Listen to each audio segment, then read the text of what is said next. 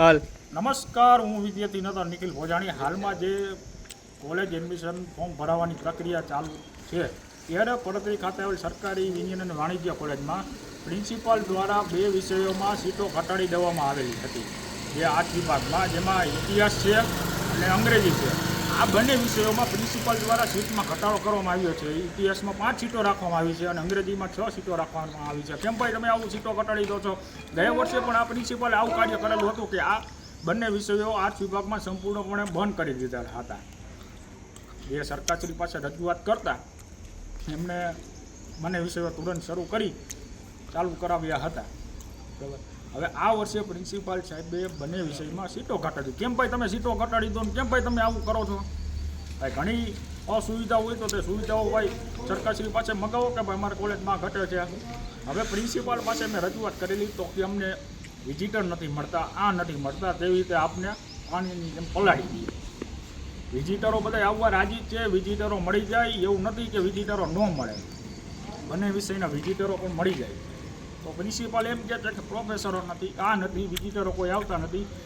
વિઝિટરો તમામ ઇંગ્લિશના હોય કે ઇતિહાસના હોય, બધા વિઝિટરો અહીંયા આવવા રાજી છે. પણ સાહેબને એવું કાંઈ કાર્ય કરવું જ નથી. બંને વિષયોમાં કોઈ પ્રોફેસર વિઝિટર રાખવા જ નથી. કેમ ભાઈ આવું? અને બીજા નંબરની વાત કે પ્રિન્સિપાલ મહિનામાં 2 થી 3 જ વાર કોલેજે આવે છે. જો તે નિયમિત થશે તો વાયલું બધું નિયમિત થશે. કેમ ભાઈ આવું? આવી બેદરકારી થોડી ચાલે. આવી બેદરકારી ક્યાં સુધી ચાલશે? કેટલી અસુવિધાઓ છે કોલેજમાં હાલમાં. તે સુવિધાઓ સંપૂર્ણ કરવા સરકારશ્રી પાસે રજૂઆત કરો કે અમારે આ ઘટે છે, આ ઘટે છે.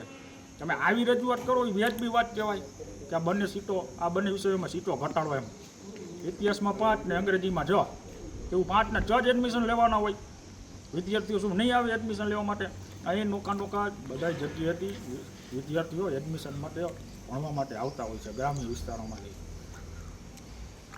અને બીજી વાત કે મેં અગાઉ 2-3 રજૂઆત કરેલી હતી સાહેબ પાસે, તેનું હજી કોઈ પણ પ્રકારનું નિરાકરણ આવ્યું નહોતું. પહેલી પીવાના પાણીની રજૂઆત કરેલી હતી. જે બહારથી પાણી મગાવે છે તેમાં પાણીના જગમાં કચરો આવે છે. બીજી કે ગ્રાઉન્ડ સાફ કરવાની રજૂઆત કરેલી હતી. એ કાંઈ રજૂઆત કરેલી હતી, કાંઈ કામ જ નથી, ફગાવી દીધું. અને વિઝિટરો પણ અહીંયા લેક્ચર લેવા માટે આવે છે. સાહેબોને વિઝિટર રાખવા નથી પ્રિન્સિપાલ સાહેબને. કેમ ભાઈ આવું? આવીને આવી બેદરકારી ક્યાં સુધી ચાલશે? સરકારશ્રી પાસે હું એટલી અપીલ કરું છું કે આવા ગુનામાં કે આવા જે આવેલા હોય કર્મચારીઓ, તમે તેને મહેરબાની કરીને પડધરી તાલુકામાં મૂકશો નહીં. જેથી કરીને આઈટીઆઈ હોય, કોલેજ હોય કે કોઈ પણ સરકારી કચેરી હોય જેનું ઉથલ પાથલ થાય નહીં.